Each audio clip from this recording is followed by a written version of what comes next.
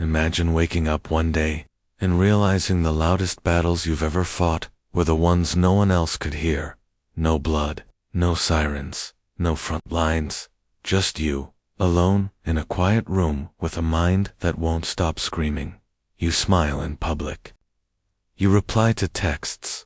You keep showing up. But underneath the surface, something else is happening. Something silent. Something brutal. You're arguing with yourself, doubting every decision, rehearsing imaginary disasters, rerunning old conversations, like broken tapes, telling yourself stories over and over again about how you're not good enough, not lovable enough, not strong enough to handle life without breaking, and still, you function. That's the terrifying part, isn't it? You can be high-performing and still at war with your own thoughts. You make the coffee, answer the emails, finish the projects, but inside, a voice keeps whispering, you're behind, you're not enough, everyone will find out. No one sees this war. No medals, no scars, just the slow erosion of your sense of self, and the world applauds your composure. They call you strong. They call you reliable. They call you so put together. But you know the truth. There's a version of you behind the mask, exhausted, and waiting for a peace that never comes. The war is constant, between your need for rest and your fear of falling behind, between your desire for authenticity and your hunger for approval, between the person you pretend to be and the one quietly begging to be seen. How did it get this way? When did your mind stop being your ally and start feeling like enemy territory? When did your thoughts become landmines? When did silence become so loud it scared you? Here's the paradox no one warns you about. The more you try to outrun your inner turmoil, the more it tightens its grip. You go for the promotion, hoping success will silence the self-doubt. You chase perfection, believing flawlessness will drown out shame. You scroll, consume, distract anything to avoid the terrifying stillness where all your buried fears live. But the more you distract yourself, the more the war festers beneath the surface, until it's not just anxiety anymore. It's a permanent hum of unease. It's waking up tired even after sleep. It's forgetting what peace even feels like, so you adapt. You make the war feel normal. You call it being busy. You call it staying productive. You call it just how life is. But deep down, you know, you're not just tired. You're tired of yourself, tired of the overthinking, tired of the self-sabotage, tired of fighting invisible battles with a mind that should have been your sanctuary. So you start to wonder, what if this war isn't natural? What if the battlefield was designed? What if you inherited a way of thinking that was never yours to begin, with one shaped by fear, shame, and survival, rather than truth? And here's the even darker question. If your own mind has turned against you, who are you supposed to trust? This is the crisis of the modern soul. We've mastered everything except how to live inside ourselves. We've reached the stars but lost touch with our own depths. We've engineered systems to control everything, except our own inner chaos. And now, we're paying the price. With sleepless nights, with chronic anxiety, with depression that wears a suit, with smiles that hide suffering, with lives that look good on paper, but feel like war zones inside.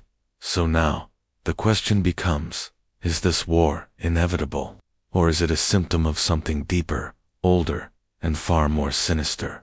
Because once you see that the war isn't just in your mind, but against your mind, you'll never look at yourself the same way again. Something has hijacked your inner world, and before you can reclaim peace, you must understand who or what planted the seeds of war. The real enemy isn't you, but unless you confront it, it will keep living inside, you wearing your voice, speaking your fears, shaping your identity from the shadows. This is the silent war, and it's time to unmask it.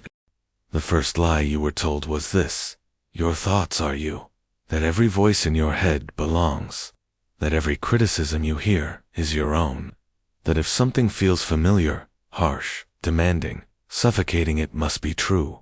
But that's the great trick of the silent war. You mistake the enemy for your own reflection. And so, the war continues not between you and your thoughts, but between you and yourself. But where did these thoughts come from? They didn't emerge in a vacuum. They were planted. From the moment you were born, your mind was shaped by forces you never consented to: authority figures, institutions, media, culture. You absorbed stories about what makes a person valuable, what makes them lovable, what makes them safe. Stories like, if you don't succeed, you're nothing. If you show weakness, you'll be abandoned. If you speak your truth, you'll be punished. If you rest, you're lazy. And over time, these stories fossilized into beliefs, not facts, but filters. They distorted how you saw the world. More dangerously, they distorted how you saw yourself. Carl Jung once said, "Until you make the unconscious conscious, it will direct your life, and you will call it fate." This is the essence of the silent war. You are not fighting reality. You are fighting internalized programming, a map that was drawn for you before you knew you were allowed to draw your own. You were handed identity: caretaker, perfectionist, rebel, not because they were true, but because they helped you survive, and survival became your baseline. So what does survival look like in a modern world? It looks like hypervigilance, constantly scanning for danger, even when there's none. It looks like perfectionism, believing that flawlessness will finally earn you safety. It looks like self-sabotage, because failure on your terms feels safer than the risk of vulnerability. It looks like productivity addiction, because as long as you're busy, you don't have to face what's underneath. This war is not just psychological. It is existential. You are caught between two selves: the self that performs to be accepted, and the self that quietly asks to be loved without conditions. But there's more. This war is also philosophical. Thinkers like Schopenhauer and Nietzsche warned of this fragmentation long before we gave it names like imposter syndrome or inner critic. They understood that the human mind is not simply a rational tool, but a battlefield of competing wills, desires, and shadows. Schopenhauer believed that suffering is inescapable because human desire is infinite, that the moment we achieve one goal, a new hunger appears. The mind is never satisfied. It never lets you rest. It tells you you're not enough, and, even when you are, it finds new ways to question that truth. Nietzsche, on the other hand, challenged the morality that had been imposed upon us, what he called slave morality, a set of beliefs that rewarded obedience, guilt, and conformity. Sound familiar? In modern language, we might call this toxic shame, the belief that you are inherently flawed, that no matter how much you do, say, give, or prove, it will never be enough. And when shame becomes your internal compass, every thought you have becomes a weapon. You can't trust yourself. You can't rest. You can't slow down. You can't breathe. Because every time you try, a voice arises. You're not doing enough. You're falling behind. You should be better by now. This isn't a mental habit. It's a philosophical identity crisis. You've lost the center, the still point inside you that can witness your thoughts without becoming them. Viktor Frankl, a Holocaust survivor and psychiatrist, wrote that between stimulus and response, there is a space, and in that space lies our freedom. But most people never find that space. Why? Because the war inside their minds is too loud. The beliefs are too old. The shame is too familiar. You don't even know you have a space to choose from. You've spent so long reacting, surviving, suppressing that your thoughts are your reality. But they're not. Your thoughts are not facts. Your feelings are not final truths. Your shame is not your identity. The war continues because you don't know you're allowed to question the voice that narrates your life. You inherited that voice from wounded parents, from insecure teachers, from fear-based systems that needed you to shrink, to stay in control. And now you wear that voice like skin. But it is not your skin. It is your cage. So how do you begin to disarm it? Not by attacking it, not by shaming yourself for having it, but by asking, whose voice is this? When did I first hear it? What was I trying to protect myself from when I started believing it? Because every false belief has a survival story underneath. And once you understand the story, you can begin to write a new one. But here's the twist. The enemy isn't just internal. It's reinforced by the external. We live in a society that profits from your war. Your insecurity drives consumption. Your self-doubt fuels entire industries. Your silence keeps systems intact. Peace doesn't sell. Clarity doesn't click. Wholeness doesn't hustle. So you were never taught to cultivate these things. You were taught to chase them forever out of reach. And the longer you chase, the deeper the war becomes. But now you see it. You feel it. The battle is not personal, it's systemic.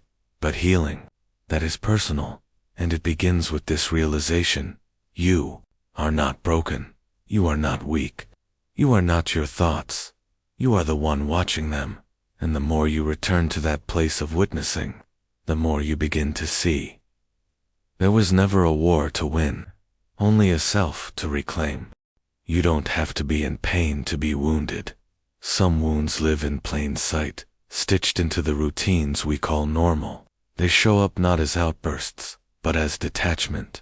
Not as breakdowns, but as numbness. Not as rebellion, but as compliance. These are the hidden casualties of the silent war inside your mind, the quiet ways your inner battles begin to distort your reality, your relationships, your sense of what life even is, and perhaps the most dangerous part, you get used to it. You normalize the tension. You normalize the self-doubt. You normalize the exhaustion that no amount of sleep ever fixes. You think, this is just who I am. This is just how adulthood feels. This is what it takes to be successful. But that's not adulthood. That's not success.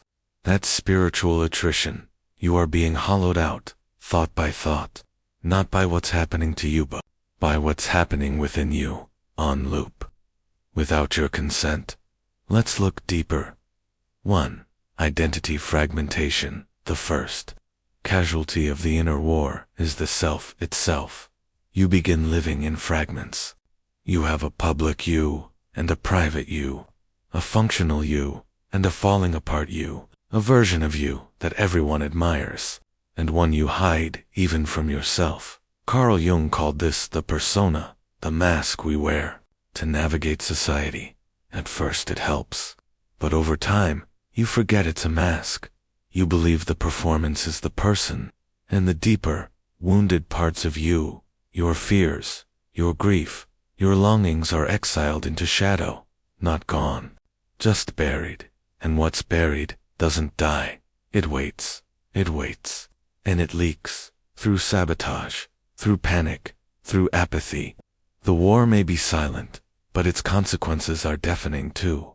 Chronic self-interruption. When your thoughts are at war, your attention becomes a battlefield. You can't focus, not because you lack discipline, but because your mental space is constantly invaded by second-guessing, catastrophizing, rumination. You start a task but midway, you're replaying an awkward conversation from last week. You try to relax, but guilt whispers you should be doing more. You try to sleep, but your mind won't stop writing disaster scenarios on the ceiling. This isn't laziness. It's neurobiological overload. Your brain, in survival mode, is addicted to vigilance. The war trains your neurons to expect danger even where there is none, and so you're constantly hijacked by thoughts that aren't urgent, but feel urgent. The result? You live a fragmented life. Every moment is partially lived. Every joy is diluted by the mental static you can't shut off. 3. Emotional numbness and detachment. When you fight your own mind long enough, feeling becomes dangerous, so you protect yourself the only way you know how. You disconnect, you numb out, not with substances, necessarily, but with routines, screens, perfectionism, control. You don't cry anymore, but you don't really laugh either. You don't panic, but you don't dream. You're not drowning, but you're not alive. This is what psychologists call the freeze response when the system is so overwhelmed. It shuts down emotional expression as a form of self-preservation. And the tragedy. You may be high-functioning, but you're emotionally absent from your own life. You're not feeling it. You're managing it. Managing people, managing schedules, managing impressions, everything but yourself. 4. Compulsive self-improvement. In an effort to end the war, you may turn to growth. You buy the books. You follow the wellness gurus. You chase healing like it's another achievement. But here's the trap. You can turn healing into another weapon of shame, another reason to feel not enough, another metric for failure, another endless quest for a version of yourself that finally deserves rest. This is the hidden irony of self-help. You can spend your whole life trying to become better, and never once stop to ask if you were ever broken. 5. Relationship damage. The war inside doesn't stay inside, it spills. You struggle to be fully present with others, because you're constantly managing your inner monologue. You misread texts, assume rejection, push people away before they can see how messy you are, or you overcompensate people, pleasing over giving, hiding your needs until you resent everyone around you. Because when you're at war with yourself, intimacy feels threatening. Letting someone see you truly see humans risking exposure. And exposure means the part of you you're most ashamed of might finally be seen, so you keep your distance. And slowly, loneliness becomes your home base. 6. Moral exhaustion. There's also a subtler toll, a moral one. You start compromising with yourself. You stay silent when something matters. You say yes when you mean no. You abandon dreams because they don't fit the life others expect of you. Little betrayals. Again and again, until the quiet voice inside, the one that says, "This isn't who I am," goes silent. That silence isn't peace, it's surrender. The worst part. You think all of this is your fault.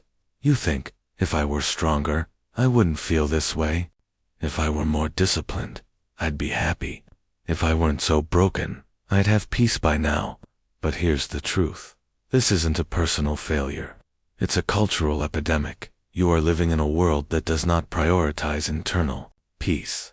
A world that profits from your instability. A world that wants you just functional enough to produce, but not still enough to reflect. Because reflection leads to clarity, and clarity leads to resistance. And resistance threatens everything the system depends on, so they keep you spinning, doubting, distracted, divided against yourself.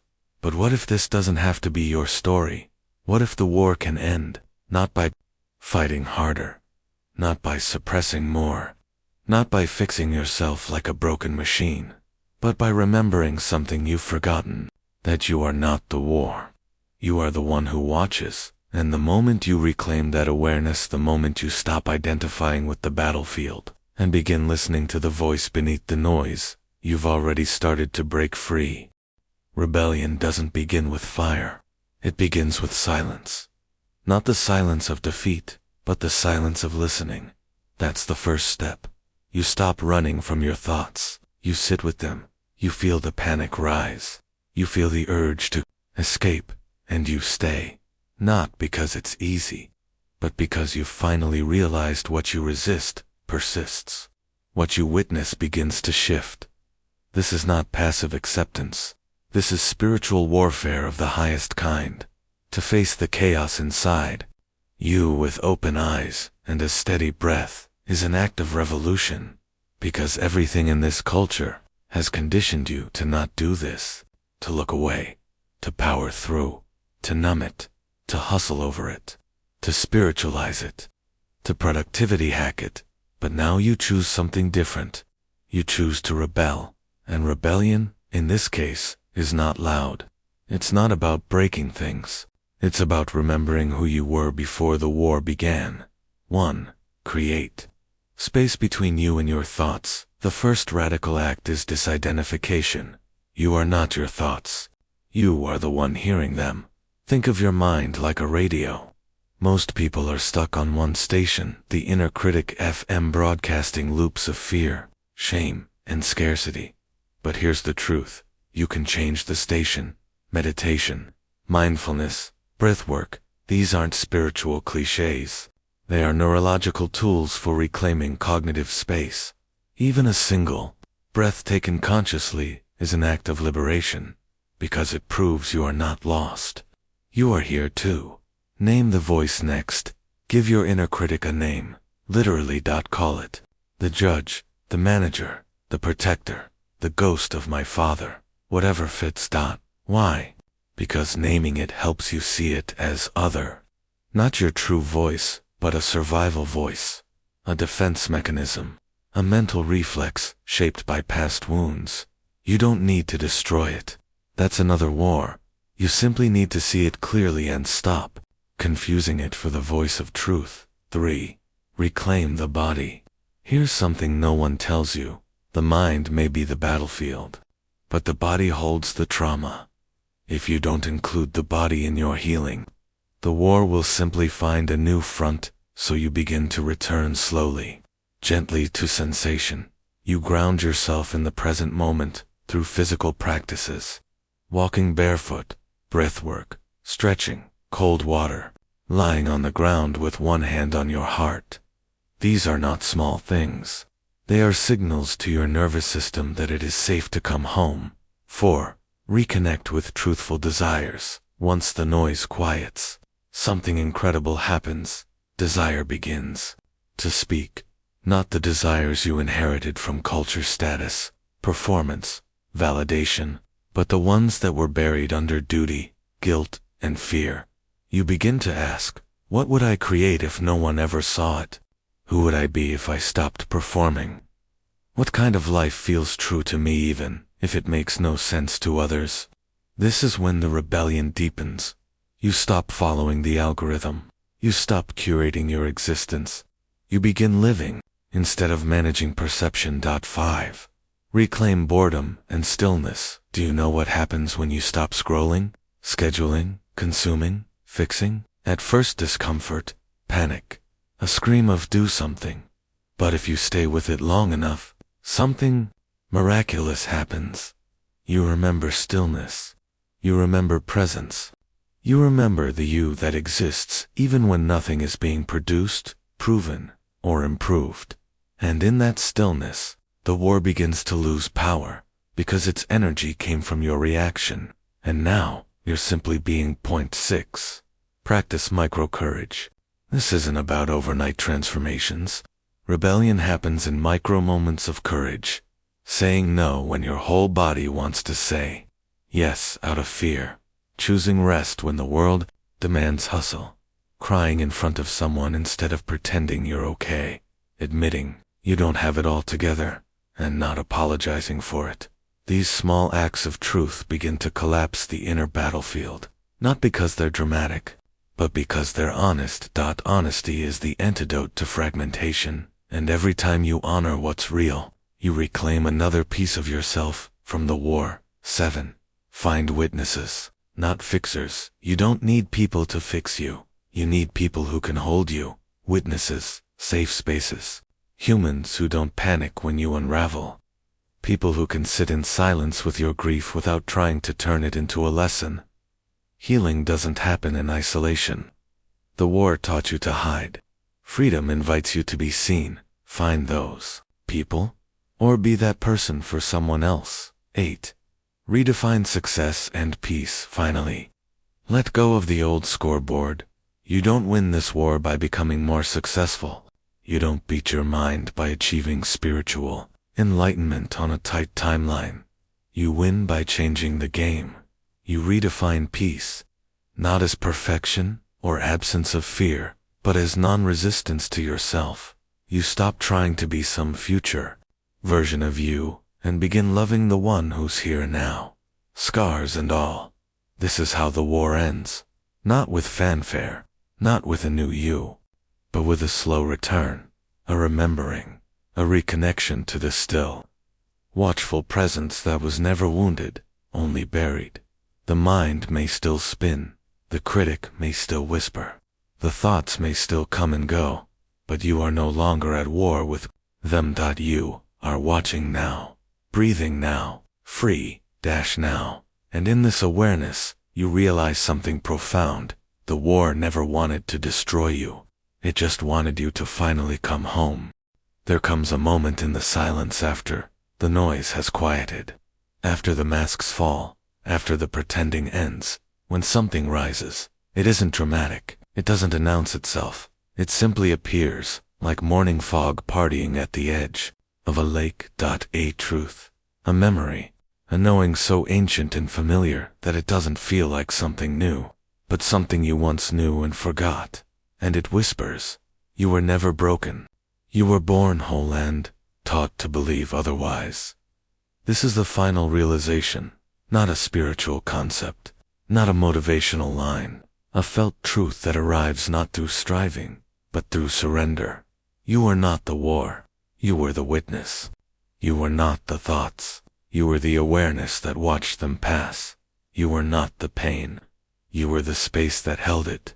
Oland remained untouched. The silent war inside your mind wasn't proof of your weakness. It was the echo of your separation from this truth.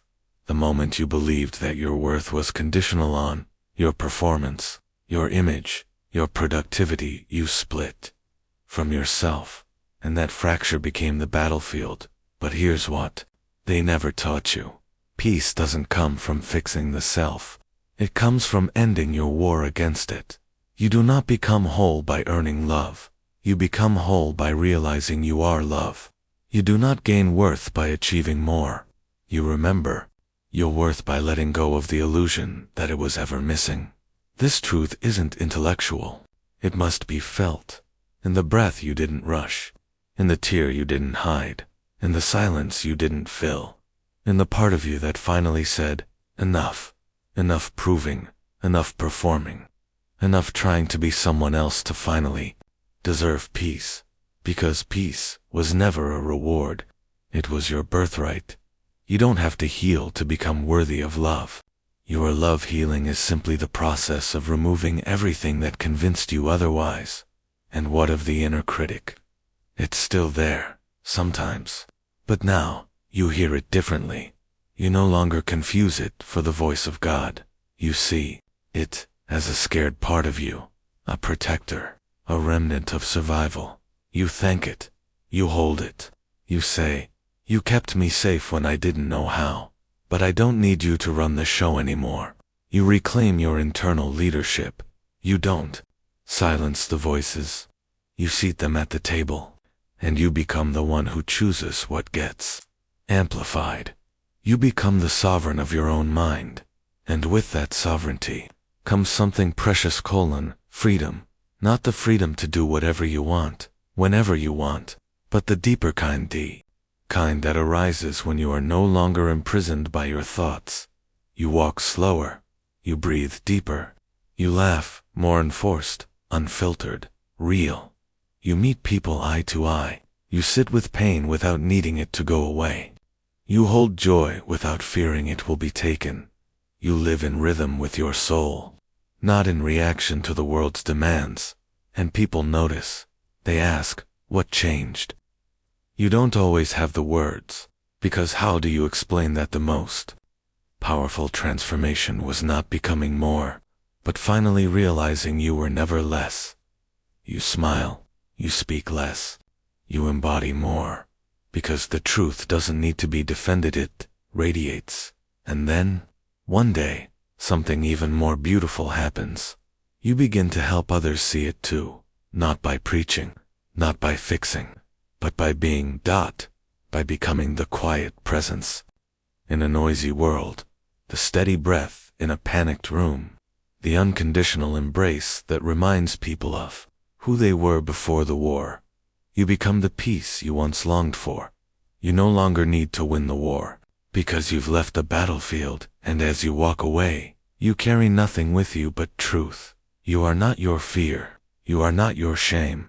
You are not the voice that says not enough. You are the one who heard the voice and chose to return to love.